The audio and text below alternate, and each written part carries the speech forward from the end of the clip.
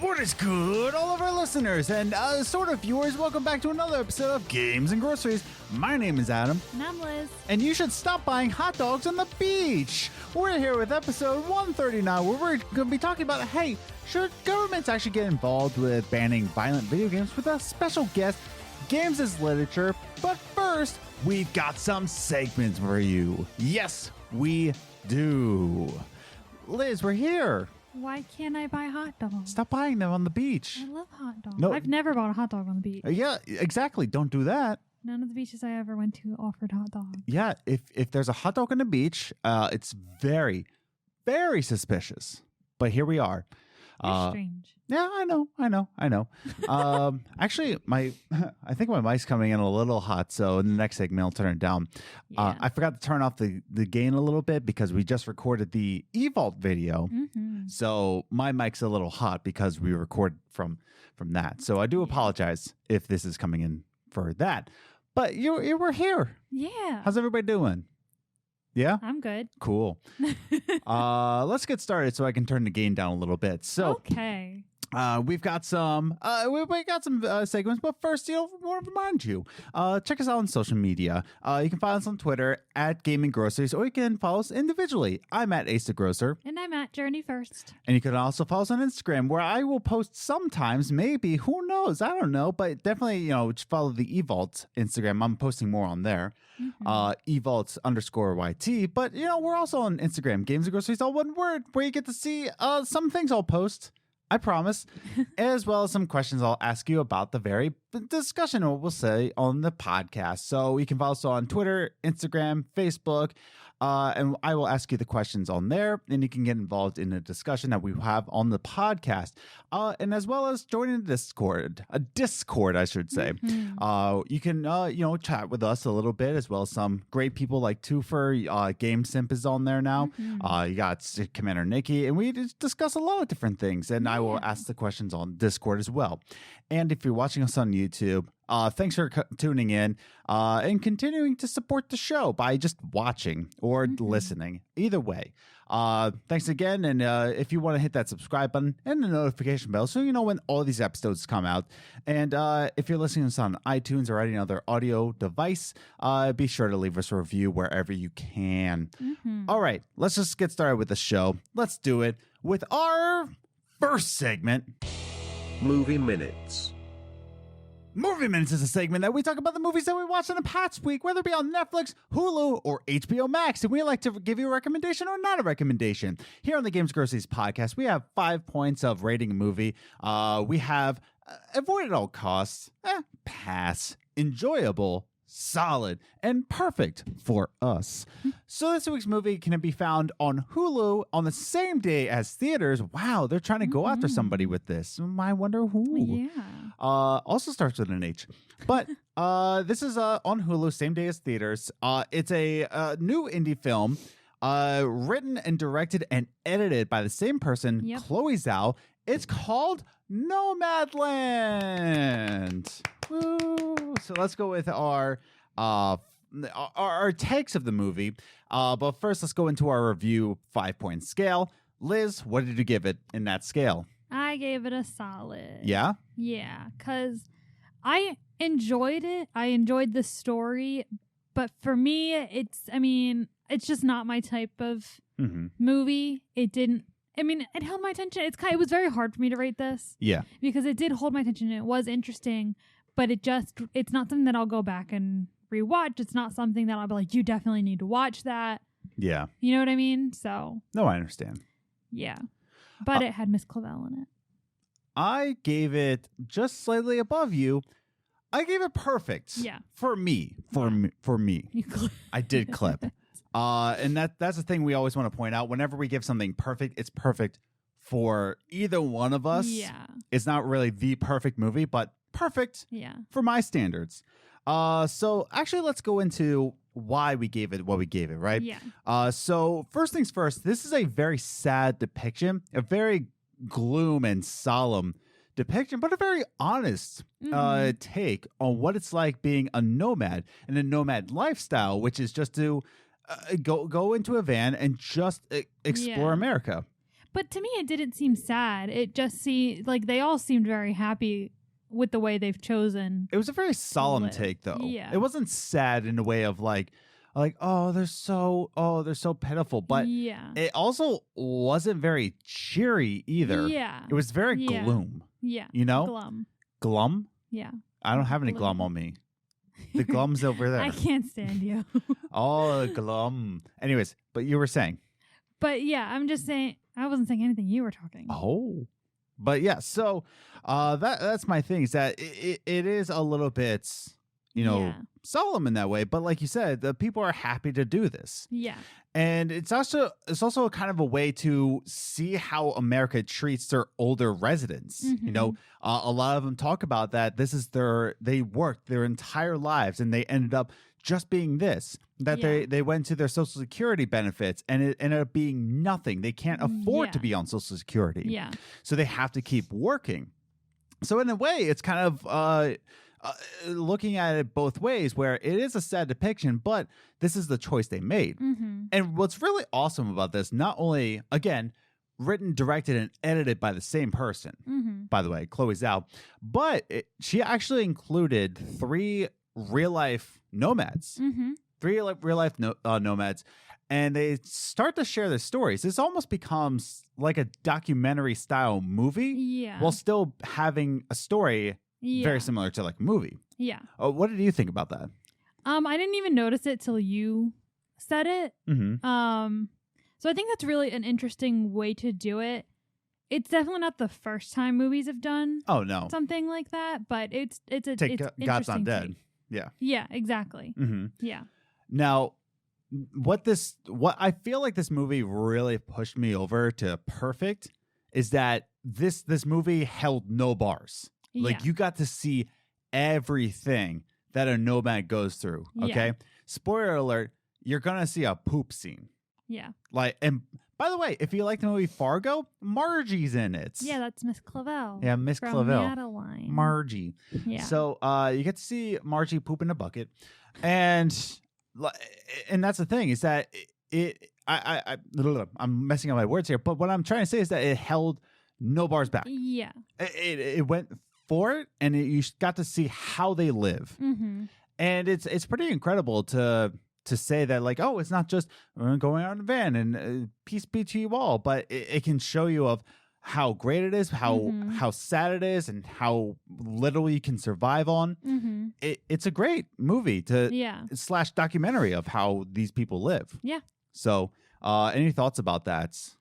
I don't really have many thoughts about this movie. Like I said, it was so hard for me to like even figure out if I liked it. Yeah. So I don't really have many thoughts because I don't even know what to think about it. Yeah. So I don't have much to say. I guess I'll say my final points here. Yeah. Is that the reason why I personally gave it a perfect is that for a movie that only had $3 to $5 million budget, that's not a lot for a movie, by the way. $3 to $5 million budget. It's an indie film all throughout. The inclusion of real nomads and the fact that it had it held nothing back from it. You knew exactly what this movie was trying to tell you, and the direction of it, I could get behind. Yeah. For what it was, I think it hit the nail right on the mark. And it gave you exactly what it tried to give you, which is life as a nomad and trying to survive in this 21st century. Everything's technological, and you have to buy a house and be in debt with a mortgage, blah, blah, blah, blah, blah. And I think it just hit that square, right? So that's why I gave it perfect for me. Yeah. But you ended up giving it solid instead of enjoyable. Yeah. I think it was a good movie. I just don't. I have no idea how I feel about this movie. It's just one of those movies I'm just like, I think it was good. Yeah. But I don't understand. It's kind of like that movie where it took all in one place and it was in a film director's office. Yeah. Yeah. It's the same one. I'm just like, I don't know how I feel about it. Yeah. So take that with a grain of salt. If you listen to this podcast a lot and you get to see the kind of movies I like, and if it's interesting, I found it to be perfect. Yeah. If you like the movies that Liz likes and, The way she sees movies, maybe it's okay. It's a good movie. Yeah. But for me, I thought it was great. I thought it was perfect. But that's just me. I'm just a stoic boy. I don't know. So, again, those are our brief thoughts on Nomadland. Nomadland, written, directed, and edited by Chloe Zhao. I can't stress that enough, that she edited this, too. Go check it out for yourself if you want to. It's on Hulu or in theaters. So, check it out for yourself. That brings us to our next piece, which is all about video game news. Yeah. Let's go on to it. This is a video game podcast. So what are we waiting for? Yeah. We're such losers. So let's just do it. Let's just go into our second segment. Top 3 Gaming News. Top 3 gaming news. It's the gaming news that we saw in the past week. We like to rank it 3, 2, 1, just to give you a condensed version of, hey, what's going on in the gaming industry? What's going on here? I don't know. Well, let me tell you, sister. So we got some 3 pieces of gaming news. There's a lot of things that came out. It was a pretty busy week. Yeah. Yeah. Okay. Yeah. I feel like each one has its own set. Actually, each one of the 3 pieces of gaming news has kind of like a sub piece of gaming news to it. So I'll probably give like my runner up for each piece of gaming news. But let's just get to it with Jim Ryan. Yeah. Jim Ryan, who is the CEO of... is he the CEO of SIE? I guess so. I don't know. Sure. Why not? Why not? Yeah. But I feel like Jim Ryan is. So we'll go with that. So what Jim Ryan is doing is saying that more PlayStation games, they should come out for PC. Because we can reach a broader audience and blah, blah, blah, blah. It's sales. Come on. Yeah. He saw the sales, and that's how it is. So he wants more PlayStation titles to come on PC. And this is after, recently he put out 2 PC games, 2 PlayStation games on PC, that being Horizon Zero Dawn and Death Stranding. This already was kind of a wild ride to say that, whoa, my goodness, they're putting on PC. Yeah. And what's interesting is that when I saw this news, like, wow, Sony's really coming out there with trying to reach broader audiences, because not only do they have games on PC, but they're actually making dozens of shows from PlayStation stories. Like more recently, the Last of Us series that's coming out. They just put out Pablo Pasquale. Wow. Now I don't know his last name because I messed up. Pascal. Oh my goodness. Pablo Pascal. I think that's his last name. Sure. Why not? I'm going to look it up. So while you looked it up, I'm actually going to read this quote from Jim Ryan, which is from his GQ interview. But what he has to say, we find ourselves now, this is Jim Ryan talking, we find ourselves now in early 2021 with our development studios and the games that they make in better shape than they've ever been before. Particularly from the latter half of the PS4 cycle, our studios have made some wonderful, great games. There's an opportunity to expose those great games to a wider audience and recognize the economics of game development, which are not always straightforward. The cost of making games goes up with each cycle as the caliber of the IP has improved. It is a Pascal. Yes, I was right. Nice. So, what he's trying to say here is a lot of little fancy words here to GQ. He just eats them all up. But the 2 things that I want to say is wider audience and economics of game development. So what he says here is that, there's a great chance to get more customers because... No, really? It feels like we haven't been saying that forever. Exactly. So we would like more customers, and those customers can give us more money for more game development. Duh. Exactly. And so it seems that PC is probably the safest route to do, because what else are they going to put their IPs on? Oh, we can reach a wider audience. Let's put it on Xbox. They're not going to do that. No. They should. They should, but they're not going to. What about the Switch? They're not going to. Oh my gosh, I would love that. Can you imagine Horizon Zero Dawn on the Switch? I haven't played that yet. What? I have to. Yes, you do. So, well, it bothers me that I have to play it on your page. Oh yeah, because we bought it. No, I can figure it out. Okay. Yeah, I can figure it out. So, But yeah, so he's trying to say is that there's a much more broader catch to customers if he puts it on a PC. And I think that's the safest market to do it. So apparently it's going to start with Days Gone. Days Gone is going to come to PC, and he's got plenty more IPs. Most likely the next game will be God of War. I'm going to say it. Yeah, I would imagine that. Yeah. I could assume that would make them pretty penny. I would say the next game after Days Gone will be either God of War, which is my top pick, or my second pick would be Spider-Man on PC. Yeah, I think you have a better chance of God of War though. I think God of War is going to be the next one. Because I think that will make them more money than Spider-Man. Spider-Man is still kind of niche in a way. It is niche, but think about the 3 games so far. You got Horizon Zero Dawn, big number, but then you got Death Stranding and Days Gone. True. I don't know. We'll see. Yeah. So who knows? Who knows? Who knows? So maybe I am reaching for the skies here. Maybe Spider-Man will be the next one. Who knows? Who knows? You know who knows? Jim Ryan.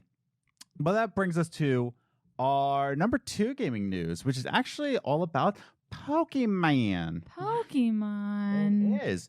So Pokemon, the company actually came out with kind of like a mini kind of Nintendo Direct kind of style, right? Yeah. And they put out, a couple different games. Oh, by the way, the subplot to the PlayStation 1. They introduced the PlayStation VR 2 with only one chord subplot. Cool. Great. So Pokemon Company comes out and they say, hey, wow, you want some new games? Yeah, you want some new games? And so the subplot to this piece of gaming news is that before they said this, they actually introduced a remaster or remake. I think it's remake. It's a remake. A remake of Diamond and Pearl, which was on the DS. And which is great because they're not actually trying to make it a whole new remake, but they're trying to stay true to the original design. Yeah. People lost their minds over that. Yeah. Because they're like, wow, okay, Diamond and Pearl, this is where I started. I love the Sinnoh region. Boom, boom, boom. Which brings us to this piece of gaming news. Yeah. They have announced an open world Pokemon game. Woohoo! Set in the Sinnoh region. Same region as the Diamond and Pearl games. Woohoo! So people lost their minds thinking that like, oh, wow, I can't wait to go back to Sinnoh. And Nintendo's just like, oh, well, the Pokemon Company and Game Freak. They're like, oh, ho, ho, ho, just you wait. And here you are, open world game. Yeah. So this is called Pokemon Legends. And I asked a couple people, how do you pronounce this? Because I thought it was Arceus, but someone said Arceus. I think it's Arceus. I think the canon name is Arceus. So I think that's how you pronounce it. Yeah. But I'm pretty sure the canon way, and the reason why it's called Arceus, it's pronounced that way because there's a legendary Pokemon called Arceus, and so this is whole set into the Sinnoh region. And let me before I go on, hey, calm down.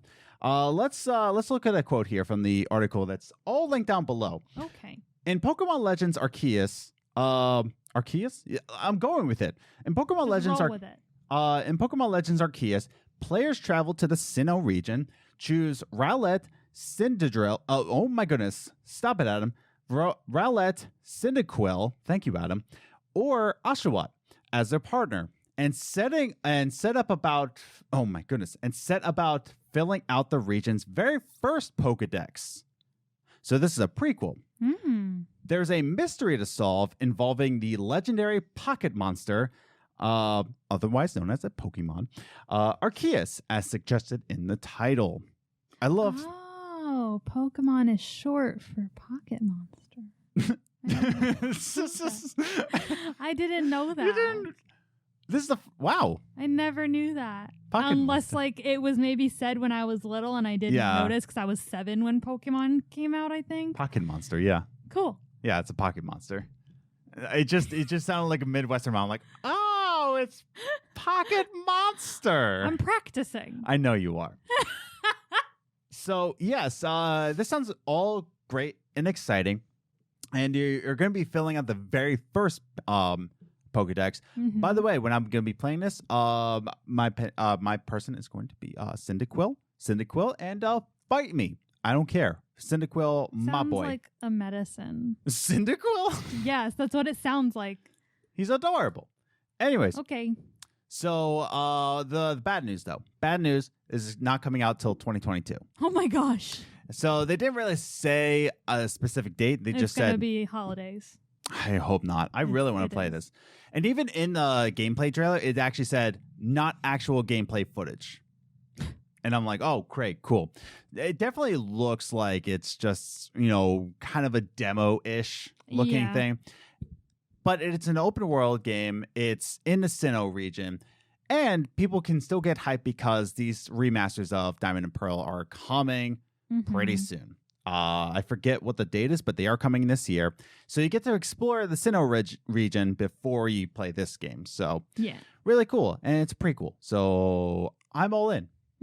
So what do you think? Do you want to play this? I don't know. You want to catch some pocket monsters? I don't know. I don't even remember the last Pokemon game I played other than Pokemon Snap. Oh, Snap. You're such an idiot. Why don't we move on to the number one gaming news after that joke? Okay. So the number one gaming news is actually coming from Bioware. Woohoo! Wow. So I do have a subplot to this very subject. Okay. So Bioware actually said, no more Anthem. Stop it. Stop. Pop the brakes. Pull the plug. Kick it. Bioware is done with Anthem. Like done? Like no more? Yes, they're done with development. So what they were trying to do is something called Anthem Next. And what Anthem Next was going to do was a lot like what No Man's Sky did for their updates, which I can't remember off the top of my head what their update was called. I can't remember. Oh, well. But anyways, so what, exactly what No Man's Sky did was just really just like overhaul the game, make it a whole new game. Yeah. And a lot of people flooded No Man's Sky. Yeah. And they tried to do that with Anthem. And it's going to call Anthem Next. And it's going to be this huge overhaul update. And more recently, I feel like this was last week. Last week, all week long, they said, oh, we're going to figure out if we're going to pull the plug or not. It didn't happen until this past week. So like 2 weeks ago, they didn't do it till last week. And BioWare said, we're kind of done with it. It's over now. We're not updating the game. What you have now is the game. Is the definitive edition. That's it. We're through. But you can still play the game. They're not taking it away. They're just not updating it anymore. Exactly. Gotcha. And the reason for it is, unshockingly enough, the pandemic. So I want to read this quote that's in the article that's linked down below from studio director Christian Daly, who was the BioWare, is still the BioWare Austin studio director. He said, 2020 was a year unlike any other. However, and while we continue to make progress against all of our game projects at BioWare, working from home during the pandemic has had an impact on our productivity, and not everything we had planned as a studio before COVID-19 can be accomplished without putting endure stress on our teams. Undo. Yeah, without putting undue stress, on our teams. That U was cut off on my screen, so I suck at cropping. But without putting undue stress on our team. So what he said is that working from home sucks, and we are not trying to do that to a game that is already a failure, and people are starting to leave the game anyway. So I do agree with him here that when we're trying to compare No Man's Sky to Anthem, here's the thing. At least with No Man's Sky, they could all work in studio. Yeah. That's the difference here. Yeah. I feel like if they had if this pandemic did not happen, maybe Next would have happened. Maybe. Because if we're trying to compare the two, that one didn't have a pandemic going on. So I kind of feel for him here. And Christian Daly also went on to say that, I really do appreciate Anthem because it's what brought me to BioWare. And in fact, he actually got updated, which brings me to my subplot to this news piece. Christian Daly was actually given the role of lead director behind the next Dragon Age game after Mark Dara left the studio. Now, what's interesting is that, and I'll wrap this up real quick. What's interesting is that EA has now said that Dragon Age 4, I'm talking about, will now be a single player RPG and not be a live service game like it was planned on being. Yeah. But it'll now be a single player RPG game because of the failure of Anthem and because of the skyrocketing sales of Jedi Fallen Order. Wow. So they're kind of done with the live service thing. Yeah. And then we're like, oh, whoa. Let's pump the brakes here. Go back to single player RPG.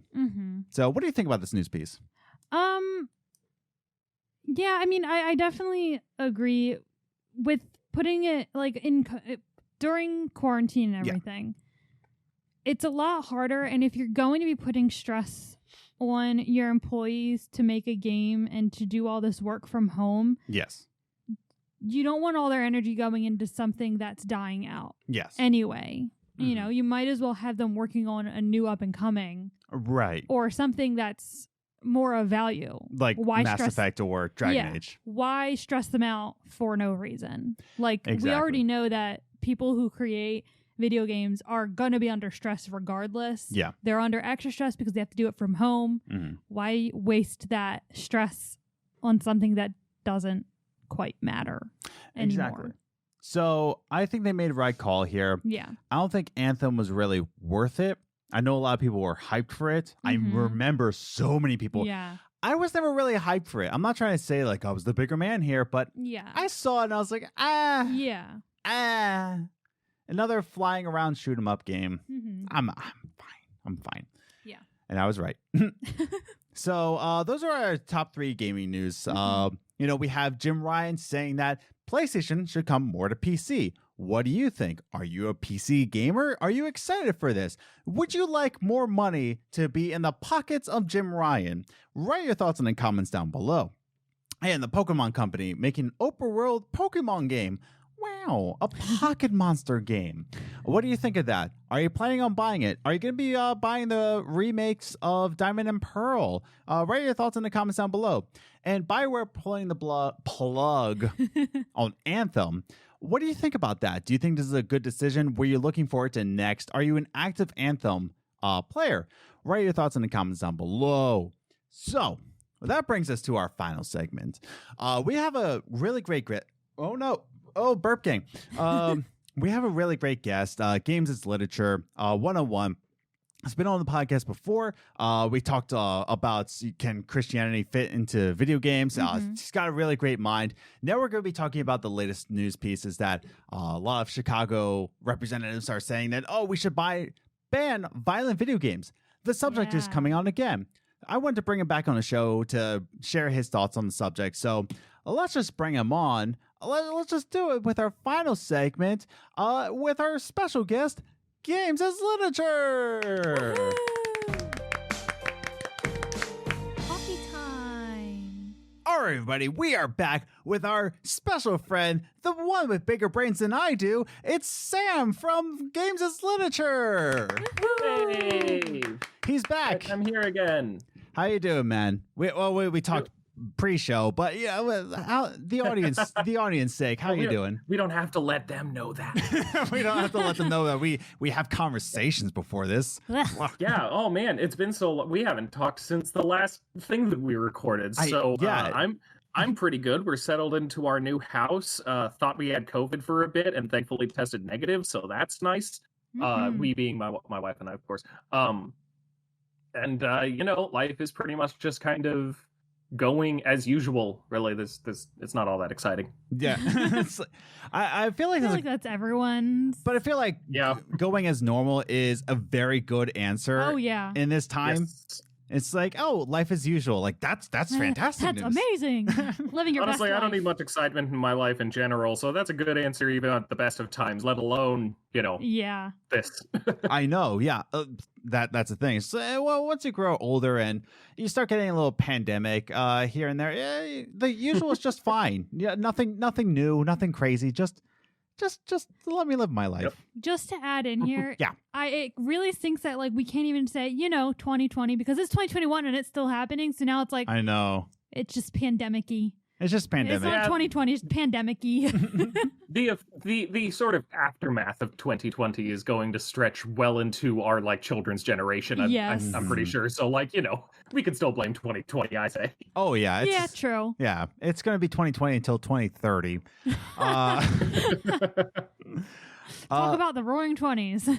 Speaking of crappy things happening, Yeah. wow, we're here to discuss yet again another argument against violent video games. This one being the latest House bill trying to be passed in the Chicago area. This is being passed in Illinois by a man known as Representative Marcus C. Evans Jr., Wow. who has to say that we need to take away, guess the game, everybody. That's right, Grand Theft Auto. Of course. And he's trying to get all violent video games banned, at least in the Illinois area, to stop carjacking. So That's the point of the whole game. So before we go into our full, discussion, our full notes here, let's open up the show with why is this argument still being had, even after all these decades? I'm going to say decades of arguments and scientific research, but it's still being put out there. I want to start with our guest here, Sam. What do you think? Why is this argument still being had? Quite frankly, if we're asking in 2021 why political things are happening despite a complete disconnect from reality and lack of evidence supporting the things it's based on, then I think you must have been under a rock for the last 4 years. But fair. When it comes to, I mean, it's a complex subject, obviously, but a lot of, I think, why it continues popping up is just because, frankly, it's fairly popular rhetoric.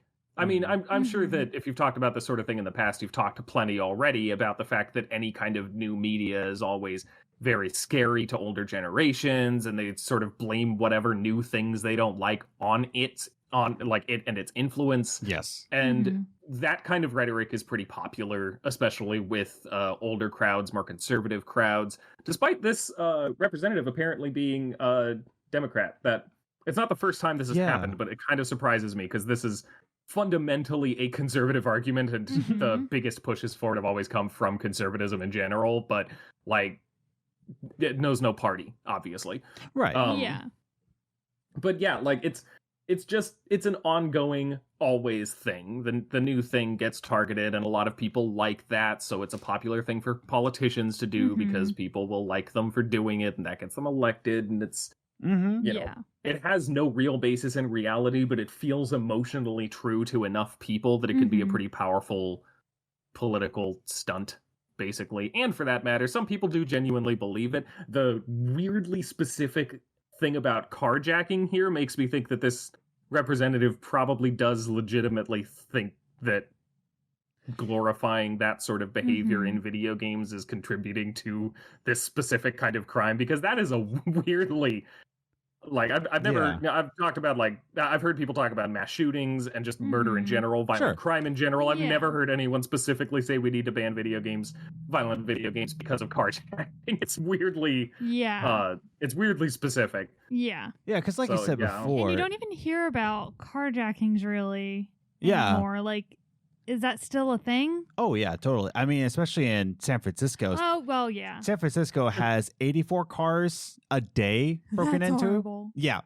I think that's a statistic out there. That's true. But yeah, like what Sam said, it's very specific in carjacking. Yeah. Like you said before, it was a very wide range, especially after the Columbine shooting.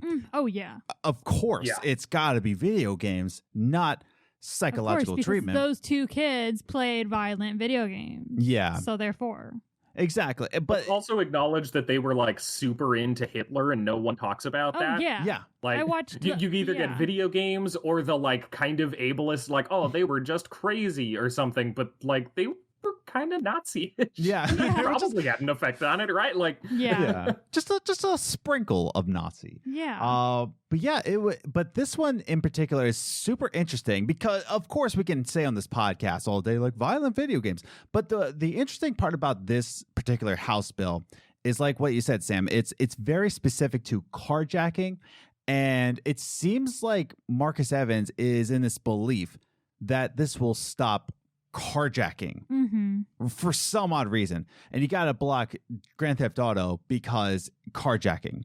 Yeah. And I don't understand why, and I do understand why in terms of you know, there's been plenty of carjacking in Chicago. Yeah. And he's trying to push the blame on something. Oh, what have we been blaming all these decades? Video games. Easy answer. I think so. In my head, my head goes to three reasons. Okay. One, you think in a psychological term, you think, all right, well, kids are doing this. What is a common thing that would make a kid think about doing something like this? Oh, kids play video games. Yeah. And so I think that's the little mind trail they go down. Kids play video games more than they're watching movies, so it's the video games. Second, this guy probably has a kid that plays too many video games, and that's fueling it. Probably plays way too much Fortnite. Yeah. And then 3, not really a reason, just a comment. Saying that GTA will teach you how to carjack is like saying Rock Band teaches you how to play any instrument. Yeah, true. Yeah. Ridiculous. It's or ridiculous. like how Watch Dogs allows you to hack into phones. Exactly. Where it's like you're saying that a video game is teaching us how to do things when that's not that's not possible in these situations. Yeah. Yeah. Sam, like, do you have any further thoughts onto why this specific carjacking thing? Like, why are they blaming video games on this one? Do you have any thoughts on that? Yeah, I mean, I've been reading some articles, and I've actually got one pulled up now, just looking to make sure I don't mess up and say something wrong. But yeah. That's the most interesting thing about this to me is how weirdly specific it is, just because, like, yeah, it is specifically about carjacking because that apparently is a very common thing in Chicago right now. There is an Illinois law already that bans underage children from accessing violent video games, which is a little superfluous because, like, that's why the ESRB exists, is because that sort of access of violent video games to children was potentially at the time moving towards some kind of government regulation, and so the industry was like, okay, well, we're going to regulate ourselves instead. So it's that law is kind of superfluous, but you know, sure, it's there, and so he's trying to add something to it that just prohibits the sale in the first place. And I guess it is just because of the carjacking thing specifically. Oftentimes these things tend to fixate on one particular thing. Like, oftentimes you'd hear Jack Thompson talk about Doom because his whole thing was, you know, shooting and shootings, and that was sort of what he'd always capitalize on. This is specifically talking about Grand Theft Auto because that is a game that features carjacking, but the language is broader than that. It is way more specific, but it is more specific than most of these laws have tended to be, but it is broader than just carjacking. It's specifically defining violent video games as ones that allow a player or user to control a character within the video game that is encouraged to perpetuate human-on-human violence in which the player kills or otherwise causes serious physical or psychological harm to another human or an animal.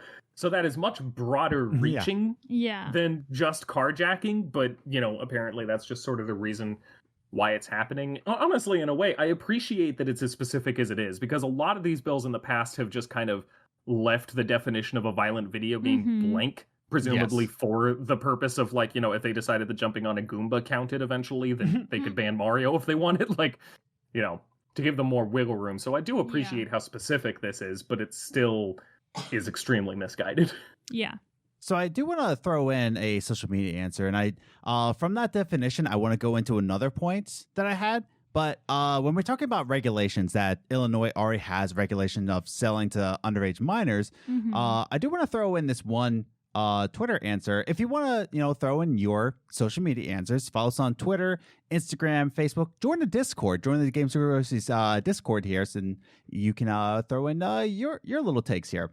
So I asked you on social media, should governments be allowed to ban violent video games? The Greatest Story Ever Played says, I think if this claim were true, you could argue for actual restrictions, maybe similar to alcohol or cigarettes. For instance, if you buy alcohol for someone underage, you can be in trouble. But that doesn't appear to apply to M-rated games or R-rated movies. As far as I know, the whole violent video games causes violence is just conjecture that has no proof. And with being the case, of course not. They shouldn't be allowed. But this feels like it's another case of trying to blame something arbitrary rather than address actual issues, just like the 90s after Columbine. But yeah, I like what he pointed out here is that saying, just like when you buy alcohol or cigarettes for someone underage. Yeah. Sure. Go ahead. But to ban violent video games from everybody, that just seems so broad. Yeah. Whereas let's talk about restrictions for minors. Yeah. I feel like if they did that, though, then they would have to do the same thing with movies. Because the reason why it's not done now is because right now it's the same situation with movies. If your parent is with you or your parent buys the game for you, then they're okay with it and you're good to play. So I feel like if they did with like what they do with alcohol and cigarettes, if they did that with video games, that would have to be included with movies as well. Yeah, that is a thing that they tend to overlook a lot when stuff like this happens. And I don't, depending on who does it, I don't think that's necessarily by accident. Like, I legitimately 100% think that some of the people who have tried this in the past would absolutely welcome the return of the Hays Code for movies or something, like, it's a fairly, like, I was raised in a pretty conservative Christian setting, and there was definitely a lot of, like, if we made it so that there couldn't be sex in movies anymore, I'm sure that a lot of people in my upbringing, and hell, me included back then, would probably cheer that on. But I think a lot of it just comes down to the fact that they treat video games differently, always have. Movies are a long-established art form, and video games are a toy that's, because it's a toy, it must be for children, and that makes it a problem when they're M-rated, because why are you doing this for children, even though, the answer is they're not. Yeah, exactly. I think the average, I believe the average video game player is 32, I think it's a statistic. Yeah, 32. And that makes sense. Yeah. But people don't realize that. They don't realize that. Yeah. Now, Sam, you went into a definition of the actual violent video games within the House bill, and I want to talk about that for just a smidgen. Just a smidgen. So when we're talking about things that I agree with, fine. You're controlling a player that harms another human being, sure, or harms an animal, absolutely. Hate animal abuse. Go vegan. But the thing I want to talk about is causing psychological harm. So how can we make that definition when, okay, I'm just putting this out there.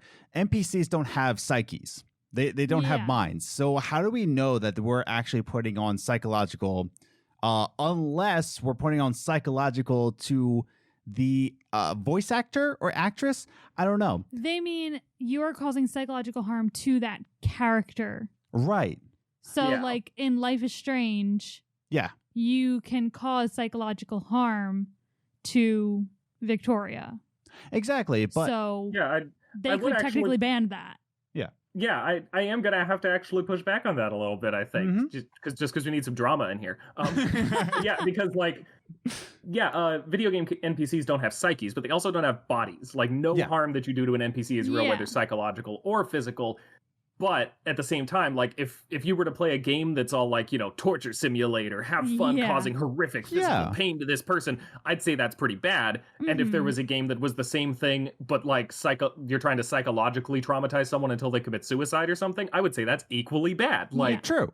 Their psyche isn't real, obviously, but none of it is real. The idea here is that it's about what it sort of glorifies and what kind of behavior it encourages. Yeah. Which I'd say is actually a step above because before it used to be like, oh, Doom trained people to shoot, but now it's not so much about that as looking at the actual content and what it sort of means and glorifies and stuff, which I still don't think this whole thing is valid, but at least that is a better angle to come at it from. And from that angle, I think I understand what they're going for with psychological harm. I don't think that's a very common theme in video games, but I get it.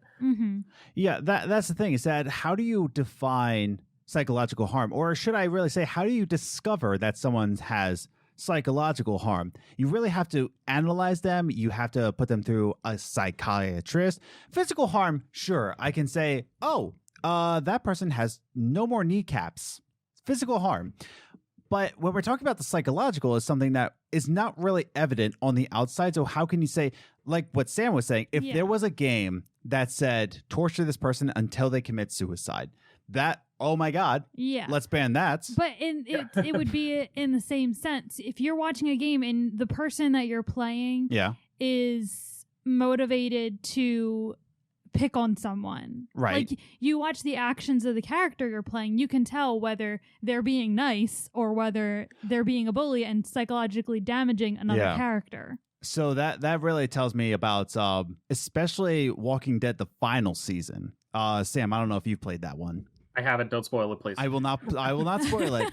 But cool. Have you played any other Walking Dead games? Oh, yes. Yeah. I did an analysis video of the first one. Oh, that's right. Legitimately one of my favorite games of all time. I love it. Yeah, I think that's why I connected you with, like, did he play the final season? I know you did one. I still need to play 3 and 4. I really need to get to those. Yeah, the first 3 were on Game Pass, and I could not wait until the final season got on Game Pass. It still isn't, so I just like, you know what? I'm buying the final season. I need to play it. But it's a very good game. But talking about any of the Walking Dead games, talking about the first one, you're or like any other like Life is Strange, your actions will be affecting the people. So I guess you could say in a way, that's a way you can tell because your actions do have consequences. But what about any other game? You know? Like your actions won't really affect the atmosphere unless you're playing an RPG or a story-based game. But it's still affecting the other characters.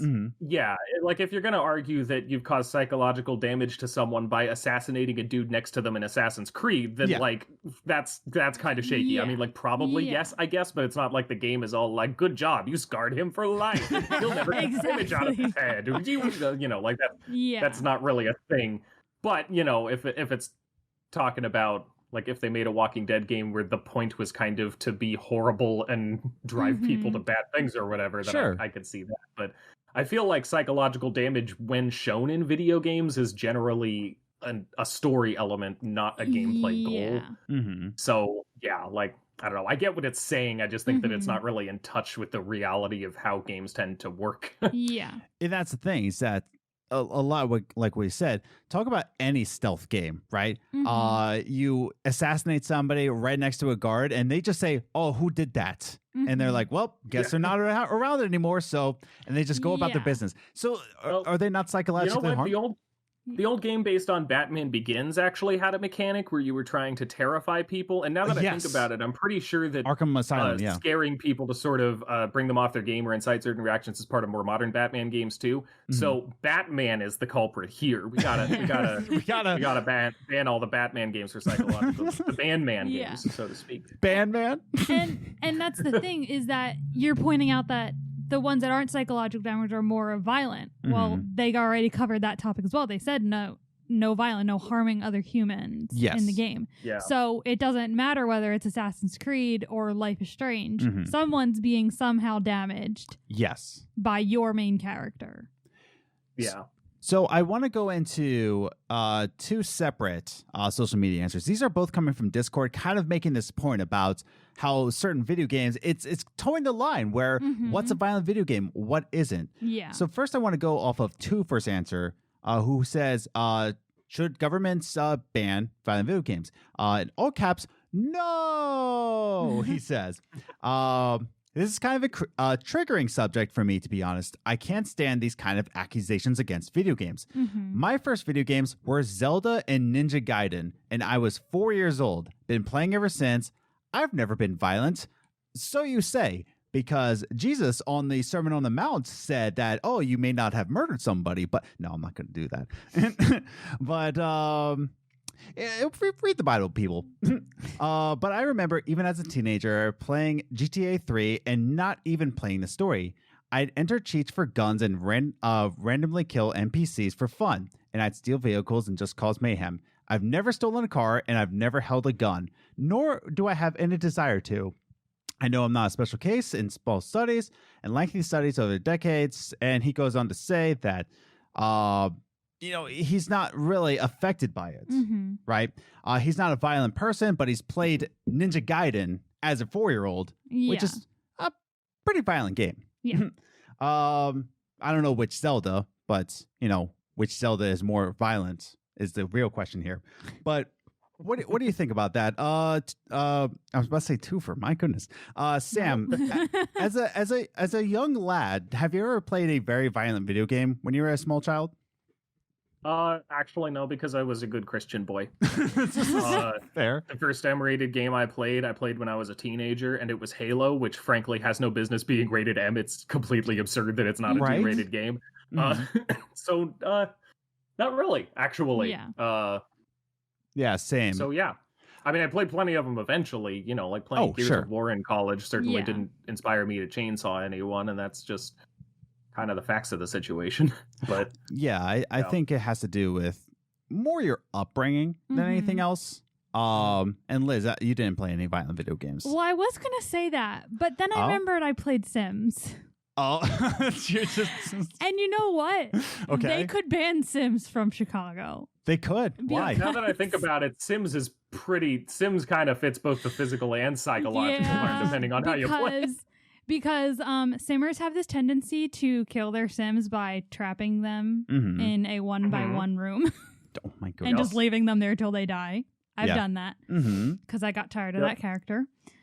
When I was playing The Sims 2 on my GameCube way back in the day, I was doing the story mode or whatever, and I hated my roommate. Yeah, after I same. First moved out they of my were mom's so house. Annoying. So I threw a party, turned that roommate's free will off, so he would do absolutely nothing unless I told him to, and put him in the middle of the party until he peed his pants and then slept in the puddle while everyone was partying around him because I hated him, and that definitely counts as psychological damage.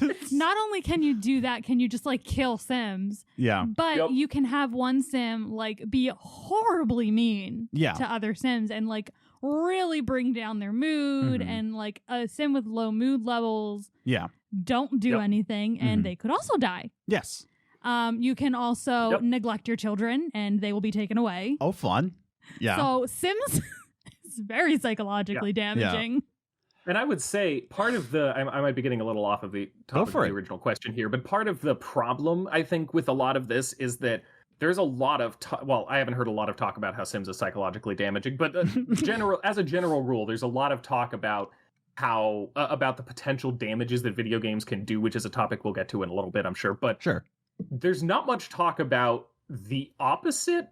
When I think of The Sims, I don't think, at least when it comes to actually playing it, sure, you can mess around, you can kill people, but I don't generally think of The Sims as an opportunity to harass and murder your Sims. Yeah. But I think of things like how each Sim, at least in The Sims 4, what I've been playing off and on because it's Siren Call occasionally makes me make poor judgment decisions. But I think about the way that each Sim has certain personality traits and values, and as a result, they have different needs that may conflict with other Sims' needs or just be absent from what other Sims need in the same household. And it's essentially, if you are actually, playing it more seriously, it is essentially a game about managing people's needs and acknowledging what needs those are, even if they're different from your own or from others. And if that is not an engine for engendering empathy, I don't know what is. Yeah. We can use these games for a lot of very good and powerful things, but that doesn't tend to be what's talked about. Yeah. And we talk about the violence and stuff, but not about the opportunities that games can give us to improve ourselves. Yeah. And on top of that, and I've said this before, that the Sims community has always been very inclusive for people, for the players. They have always allowed same sex relationships, and they've always been very inclusive in that community. So nothing about the Sims community screams danger. Right. But you can cause a lot of damage to your Sims. It's a double-edged sword. If you it's just it's a tool. Yeah, and same thing with Life is Strange. A lot of people get a lot of out of Life is Strange. Mentally it helps them, but technically under this law, it could be taken away. Yeah, on all technicalities. Yeah. Sam, do you have any other thoughts? I love hearing them. About what, just this entire thing? Yeah, about psychological. I actually have. Wait, the psychological damage thing. Yeah, I mean, like you said, I feel like I've mostly covered it, but like, well, okay, it can kind of segue into something though, because the thing is that I think that somewhere sort of behind the psychological damage, as well as the argument that like video games didn't make me violent, so everything's okay, is that sometimes we can swing to an opposite extreme when we're thinking about this stuff. Like in my experience, oftentimes the response to the idea that video games turn us into violent murderers or whatever is no, stop that. That's not true. Video games don't affect us at all. Yeah. And I think that's a little far because a lot of... I think that it is worth considering the fact that media in general and art does have an effect on us. I'm sure that we can all name at least one book or movie or game or something that sort of shaped the way we view certain things when we were growing up and the way that we understand the world, or even later in life, maybe things that challenged us to think about something differently and sort of change the way that we view the world, because that is, what art can do. Yeah. It is, of course, absurd to say that a video game that is about shooting people will make you want to go out and shoot people. But it's also absurd to say that you're not affected at all by the things that you do in a video game, or the things that a story, is presenting to you in a video game, because that's never been true of anything. The stories and the art that we consume always has some kind of effect on us, whether it's a very small thing, like how being surrounded by, like if you're completely immersed in, we'll just go into slightly controversial but not actually controversial territory here. If pretty much all books, movies, and video games and stuff include negative stereotypes of women or certain racial minorities or whatever, that is how you're going to view them to some degree, because that is how you see them in the things that that's going to affect the way that you see them to be. Not that playing a game where there's a damsel in distress is going to make you think women are helpless, but that when you're inundated with a certain view of things in the media that you consume and the art that you look at and stuff, that does get through. That sort of affects, that's your environment, and environments affect the way that we look at the world. So, like, I don't want to go to the opposite end of this, because, like, if there is a game that is all about enjoying inflicting psychological torture on someone or something, I do think that could be kind of a problem. Not that it makes you a bad person for playing it, or that it's going to make you a bad person because you played it, but that I do think that it is worth being critical of the messages that games are sending us. Yes. But obviously that is very different from banning them because they're violent. And for that matter, like I said, they can send us positive messages too. Yeah. Video games, by nature of being interactive, are extremely powerful in terms of engendering empathy and enabling us to really think about, put ourselves in other shoes and think about concepts on a personal level that we wouldn't get from something that we weren't an active part of. It's a very powerful thing, and it can be used for good, which also means it can be used for bad. And I think that both of those things are worth considering in things like this, and stuff like this law doesn't. It just kind of says that they're bad on a surface level and doesn't consider what the actual potential bad things are, or that there's any potential for good, which is sort of my problem with it. But again, also with people who take the extreme opposite stance. Yeah. So that actually brings me to Commander Nikki's answer on Discord, who she also points out that there's some great games, there's some great stories that have great empathy for human beings, but then people can just dismantle it just because of this very broad stated law, like you said. So she says, first of all, big no, that they shouldn't be banning video games. She said, and also again, with only blaming video games, shake my head. But if they were to do that, should they ban violent movies, TV shows, books, like Catcher in the Rye, kind of, No. Books are art. Books are art. Books are literature. Exactly. And games is literature. Yep, exactly. Good tie-in. But books and throwback on social media. And throwback to the social media question of relationships ruining somebody. It's always the person involved is who's to blame, not only the games. Yeah, it's the person, not the games.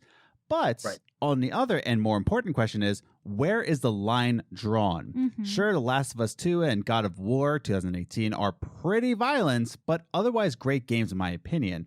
And I'm sure there are other games out there that actually deserve to be banned, but probably for other reasons than just the usual. Killing is violence. But yeah, where's the line drawn? Mm-hmm. Maybe Minecraft is violent, or Zelda, or Splatoon. You shoot ink, and that's not healthy for you because you're shooting ink at people. Life is Strange has Gun. Tony Hawk's Pro Skater, which I'm a big advocate for. Tony Hawk's Pro Skater could give kids the idea that skating is cool, then they break a bone trying it themselves. Yeah. Protect the children and ban all video games. Yeah. I was actually going to bring that up, and then it was kind of piggybacking off what Sam said. Yeah. That going back to like my example of like, oh, well, saying GTA teaches you how to hijack is like saying, Guitar Hero teaches you how to play guitar. Mm-hmm. That can be turned in another direction where, there's probably plenty of people who played Rock Band or Guitar Hero that got interested in playing instruments, or like you said, playing Tony Hawk and Skate makes you interested in skateboarding. So I can see. And playing Sims 2 makes your roommate want to pee his pants. I see where you're coming from. Yes. Okay. Yeah. But playing certain games or, having this passive interaction with some form of art or some form of something can inspire you to like, oh, I want to try that. Right. So if you catch someone who's not in the right mindset or doesn't have the discipline that the average person would, then yes, that game could inspire them to try this. Like, why not? Yeah, exactly. But I think in the end, it comes, again, what Nikki said, it's the person who's to blame. And if it's a kid doing it, then it's kind of the parents' fault for not teaching them the difference of doing it in a game and doing it in real life and how to handle those things in real life. Yes. So I still don't think it's a game's fault. Yeah, I think it's important to draw a distinction, which again, these sorts of attempts to pass laws and such never really do, to draw a distinction between no, I said that wrong. It has nothing to do with distinctions. To establish the direction of cause and effect. Yes. Yes. I could definitely see someone who had sort of a lot of violent thoughts or a lot or sort of a violent ideology using a violent video game as sort of an outlet for it, but that is what that is. Yes. It's not that someone was just kind of perfectly fine and didn't have any sort of violent beliefs or tendencies or anything like that, and then played GTA and decided to do a carjacking. This is generally going to stem from something deeper. We're talking more about ideology or politics or religion or something like that. Those are far, far more important indicators for something like this. Like if someone, murdered his wife and then they were all like, oh, well, we found a copy of Halo. We also found out that he had a habit of beating them. So I guess it's the video games. Like you have,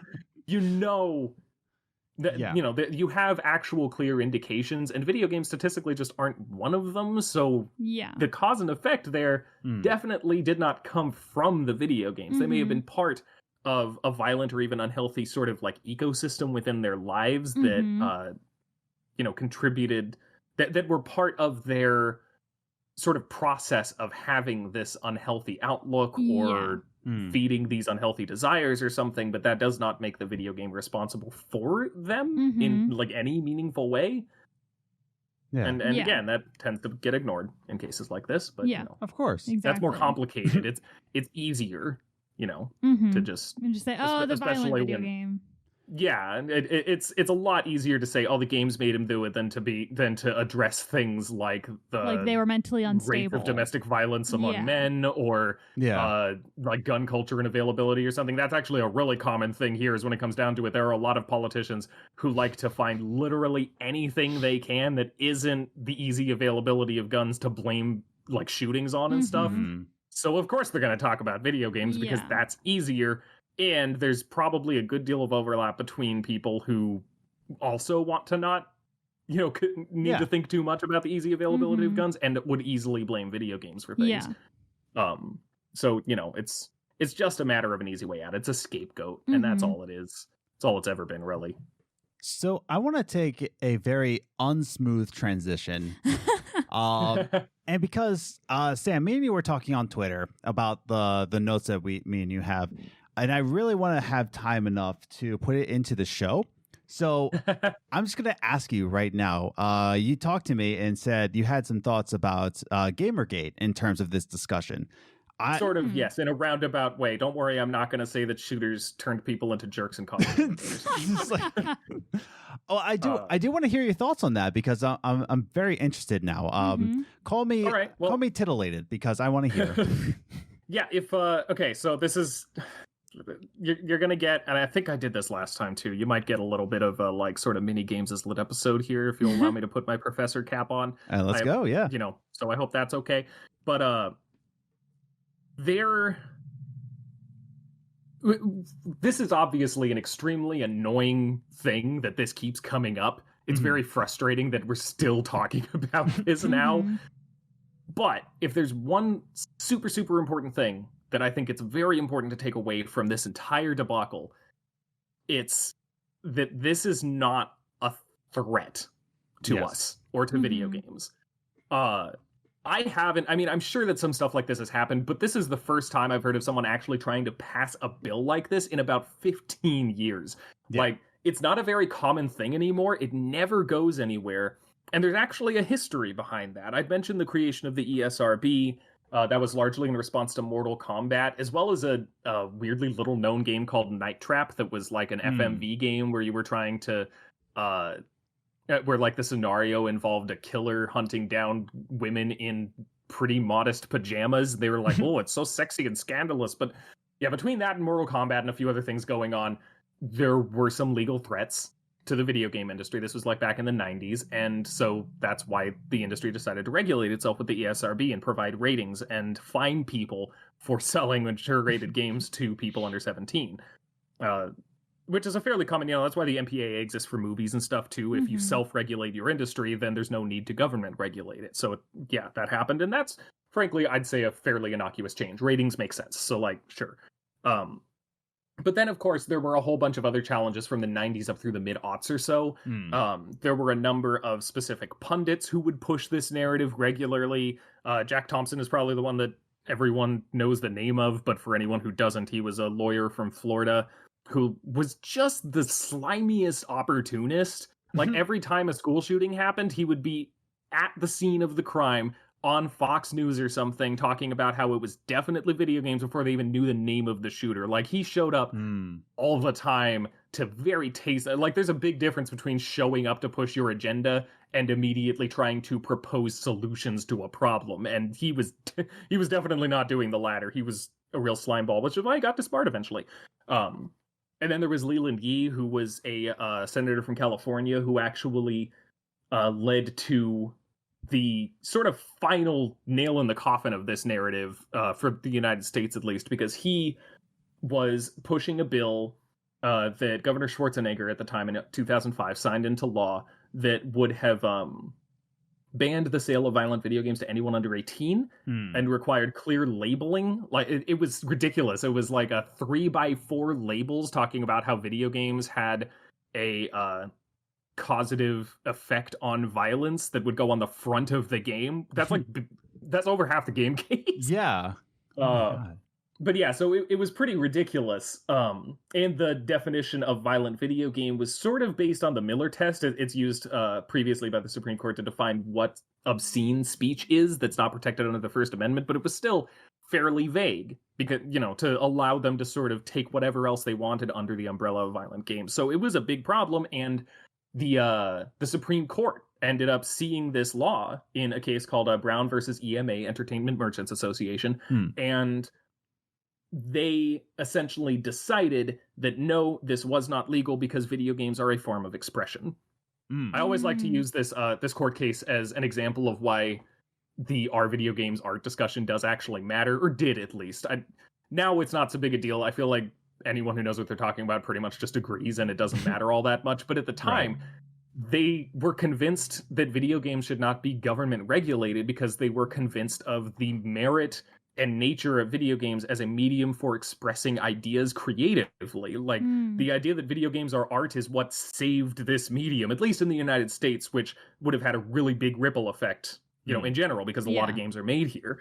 So, and for that matter, games that aren't made here are generally sold here. Like, it would have had a pretty big effect on the global industry. And it didn't happen because they were convinced that video games were art, essentially, and thus protected under the First Amendment. That pretty much ended this, which is sort of the point that I'm trying to get to here, is that after Brown versus EMA, this law that, you know, is trying to be passed now in Illinois is pretty flatly unconstitutional based on a very strong precedent from the Supreme Court. There is no way that this is going to actually get by. But, and this is sort of the important thing here, it's easy to forget that sometimes. I personally tend to have a pretty visceral reaction to stuff like this. And for that matter, there was a comment that you read a little bit ago about how this has sort of a triggering effect on the person writing it. And I get it. I grew up my whole life, like, surrounded by authority figures, whether they were parents, pastors, teachers, whatever, constantly telling me that video games were time wasters that were like rotting my brain or something at best, and dangerous toys that could turn me into some kind of serial killer or something at worst. And I got defensive about that, and still sometimes do, even when, you know, that's not necessarily what they mean or whatever. And anytime there's any kind of criticism like that, that reaction can happen. And I've had to become more aware of that and tone it down, because the thing is, without this threat of a bunch of conservative talk show hosts and pundits and stuff trying to actually ban video games or censor them, like actual censorship through the government, without that threat being around anymore, that defensiveness has turned to other targets, and it's caused a lot of problems. Because when you spent your whole, like, formative years with a bunch of people trying to say video games are bad, with also the maybe sort of implication, like, you can take it personally, you know, if video games turn you into a murderer, then what does that make me for playing these games? Right. Yeah. When you spend your whole formative years hearing that and trying to defend against it, both for the good of games and for your own, like, self-image, it can be real easy to direct that elsewhere, even when it's not necessarily earned. And that makes it so that sometimes, you know, someone hears whatever, like, I forget the exact quote now, but in pretty much all of her videos, Anita Sarkeesian, the feminist critic who accidentally sparked, like, a whole hate movement against her for applying very basic feminist theory to video games, she would always say in pretty much each of her videos that it's not a problem to enjoy things that have problems or that depict cultural things poorly or anything like that. We can enjoy them and be aware of those problems at the same time. And that's not only possible, but even important. That's a good thing to do. And if you're viewing video games as art, that's kind of necessary, right? Like, looking at something as art means that it can affect things positively or negatively. And it is a good and positive thing for us to consider what that means and what games are saying, whether that's positive or negative. And it's okay to still enjoy it if it's negative, but it's also important to recognize it, to know what we're consuming, and that's fine. But that's the thing, is that defensiveness, I think, is a very big element of things like Gamergate and the hate mob against Anita Sarkeesian and all this sort of thing, is that we hear people say things like that, and that is vastly different from GTA will turn you into a serial killer, we need to ban video games. Yeah. But it's taken the same way. And I apologize, because I know that your comments are, like, I've made this point in my web series too, and the comments were fun sometimes, because a lot of people tend to sort of double down when this is said. But the criticism coming from a cultural place inside video games now, that's often labeled as, you know, SJW propaganda or whatever, it's coming from people who play video games and see something that they think is a problem and want to have it addressed. And you can agree or disagree, but it's important to recognize that that is not the same thing as trying to ban and censor video games. Right. Because when you don't recognize that, you end up with things like hate mobs that turn into huge, giant cultural events and set formats for online organization that have rippling effects from there and do a bunch of horrible things. Like, I think that it's very important to acknowledge that this is that this is like wrong, but also acknowledge that this is not a threat to us, and we don't need to act like it is. Exactly. Well said, by the way. Yeah. Before I forget, I will have links to his channel, YouTube channel. Links are down below. If you found all that interesting, he's got a whole channel of that. Yeah. Become addicted to his channel. Subscribe. Come on now. Get him to 1 million already. I agree. That sounds nice. I'd take 100,000 actually, or 50,000. Yeah. I just, a humble steps. man here. Yeah. Before we end the show, I want to read the rest of the social media comments. I have last 3 comments here, just because, you took time to comment, and I want to have your voice heard here. So we have Absolute Prodigy. Now we'll skip him. So we have Absolute Prodigy, who says, yeah, sure, dude. I don't mind. He said, LMAO. No kidding. This is the same as any media censorship. If you're going to ban video games, what about literally anything else? Movies, TVs? Prawn bub, he says. Which, we talked about. What could that be? What could this be? Huh? You must have misspelled something. I guess we won't. I will never find out now. We also have from Cito's Sweet Home, which we haven't heard from in a while. Welcome back. Comment more. We miss you. Cito's Sweet Home has to say, absolutely not. Most of these bans are because they blame the games on different societal ills. Oh, this game is the reason why carjacking and shootings and robberies are? They're the reason, so ban them. No, there are other factors of why these things happen. They propose these bills and laws instead of addressing the issues that cause these things. Which, again, we talked about that too. And Cito, definitely great comments. And last but not least, we have Mr. Itchy Wrath, who shares a GIF who says, hell nah to the nah, nah, nah to the nah, nah. So that's the last comment. It's just a GIF of saying hell nah to the nah, nah. But, well, I was in favor of censoring video games, but now my mind has been changed. It's just because of the GIF. Once you said hell nah, I got it. It's like, mind. Take him to court. Just show the GIF, and it's like, bans are over, people.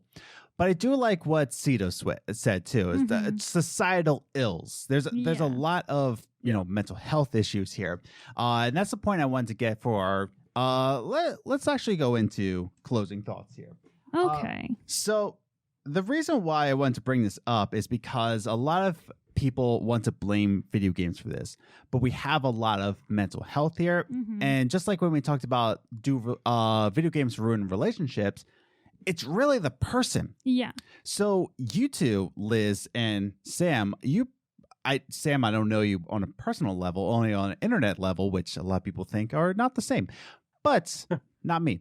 But you two are probably the nicest people I'll ever meet. You seem like very sweet people. Liz, you seem like a nice person. Say, I just seem like it. You seem like it.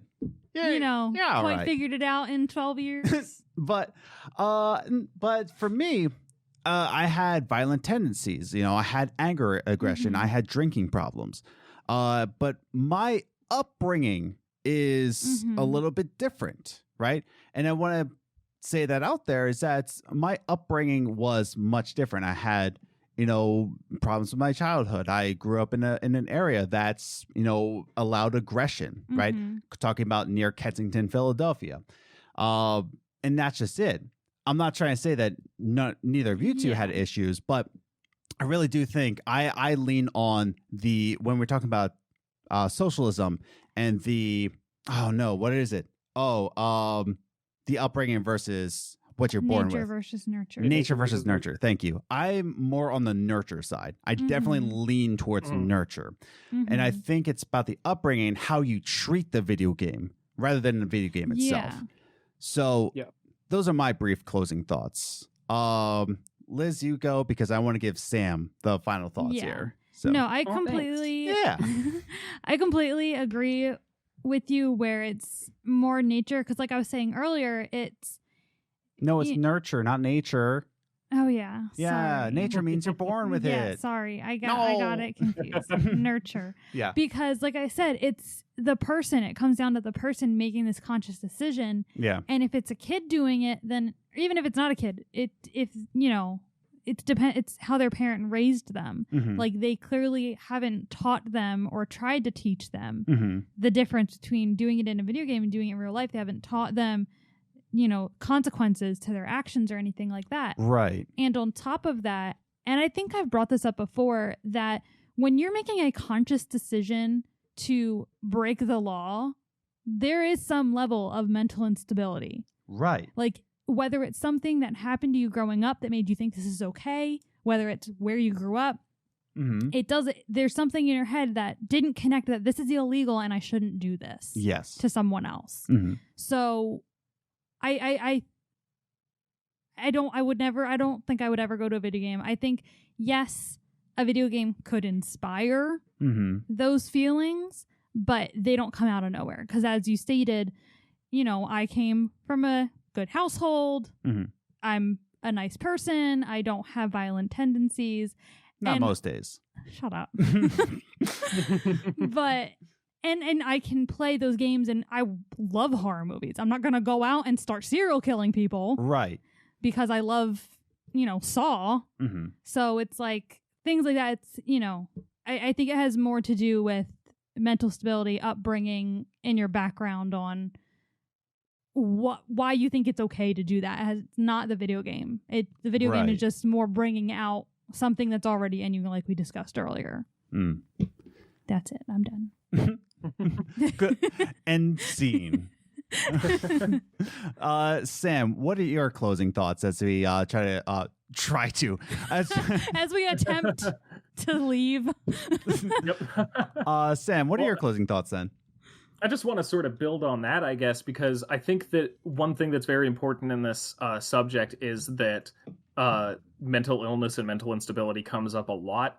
But I often see it used either as another scapegoat or oftentimes as like a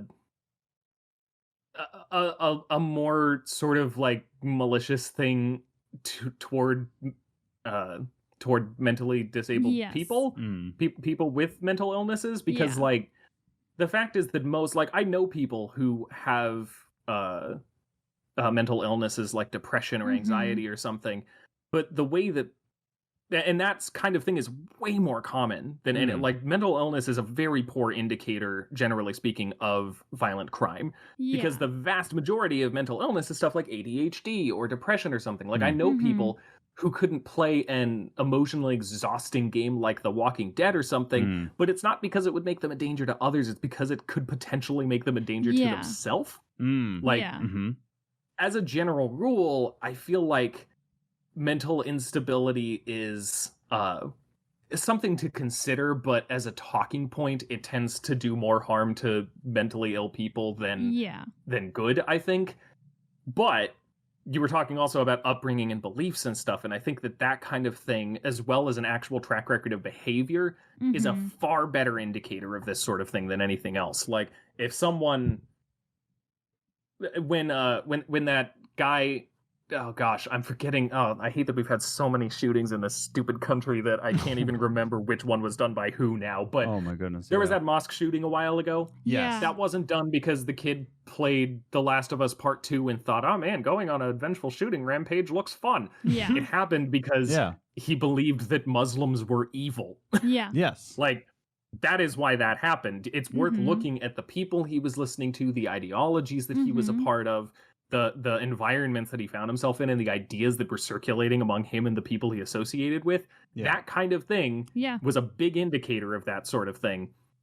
And that more, I'd say, than anything like mental illness or video games is sort of the important thing here. And again, we've seen that those kinds of crimes are very common in people who have shown actual, like, real life physically aggressive tendencies, people who have abused their spouses or partners, stuff like that. There are so so many important things to look at here. And I just wanted to make sure that that perspective on mental illness was provided, but also that like video games just don't make much sense to go after here is what it comes down to.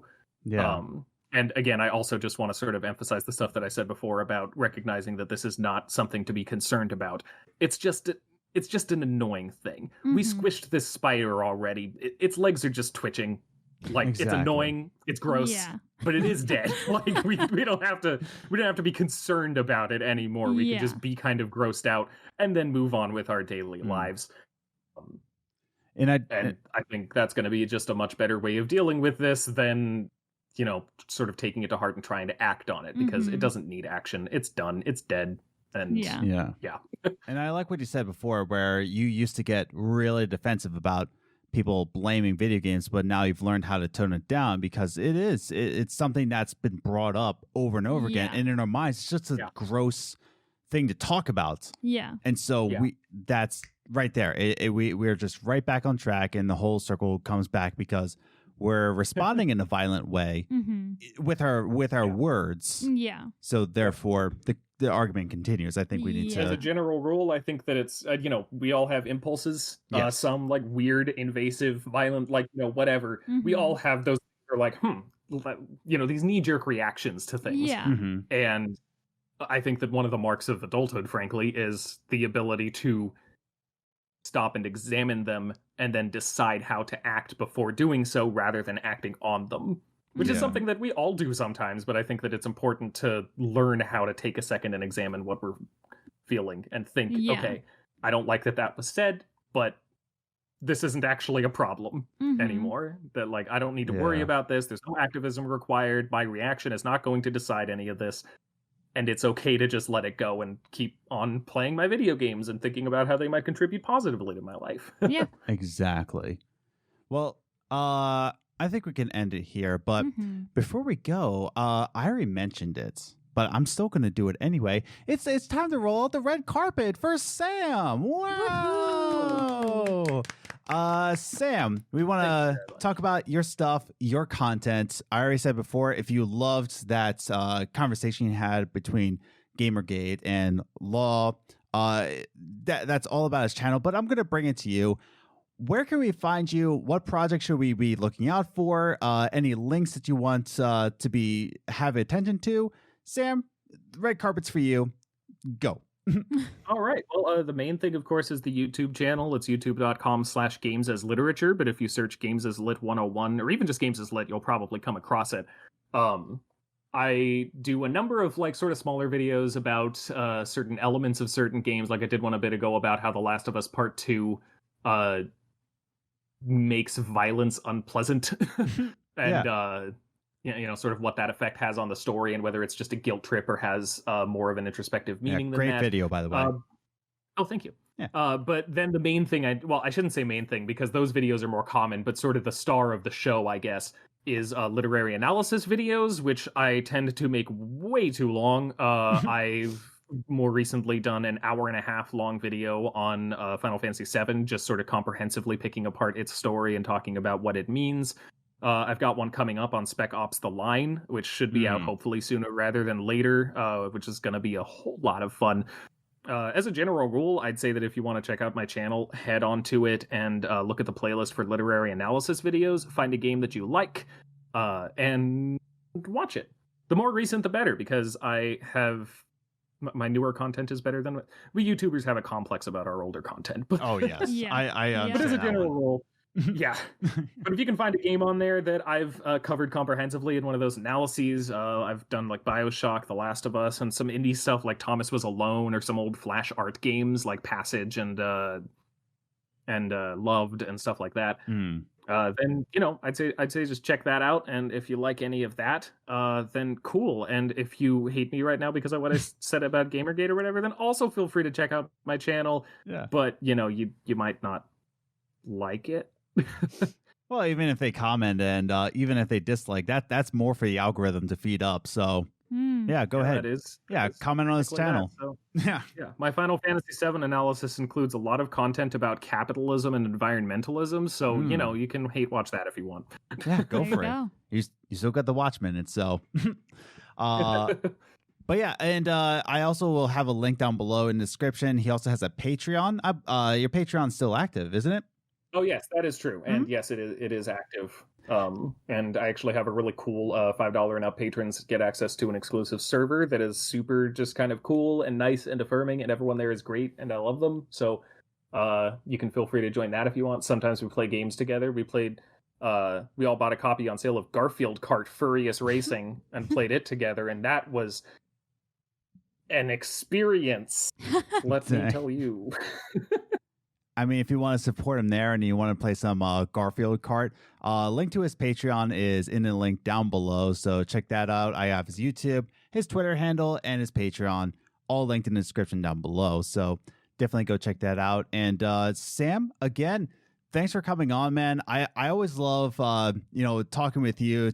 Really, this is a place where I kind of trap guests and just to catch up with them, because I feel like we're so busy that this is the only time we get to catch up on things. So yeah, but well, I'm happy to be here. It was fun again. For sure, yeah. Man. Yeah. This won't be the last time. So this is your second time on the show. Of course, there will be an eighth time, but stick around for that one. But again, this is Sam from Games is Literature. Can't stress it enough. Go check out his channel. It's super great just to sit down and look at literary analysis, if I can say that correctly. But I guess I'll words just... are hard, I get it. Yeah, it is. Words are hard. And I do a podcast. But let's end this show here. So we thank you again for listening to this week's Games and Groceries podcast. Of course, you can follow us on Twitter at Gaming Groceries or on Instagram, Games and Groceries, all one word. The Discord link is in the description down below. I've heard that the link is not always working, so just DM me. My DMs are open. Go ahead. Ask me for the Discord invite. But thanks again for listening to this week's podcast. Be sure to stick around for the next week's episode. Just remember, keep gaming, stay driven, and stay awesome. Bye.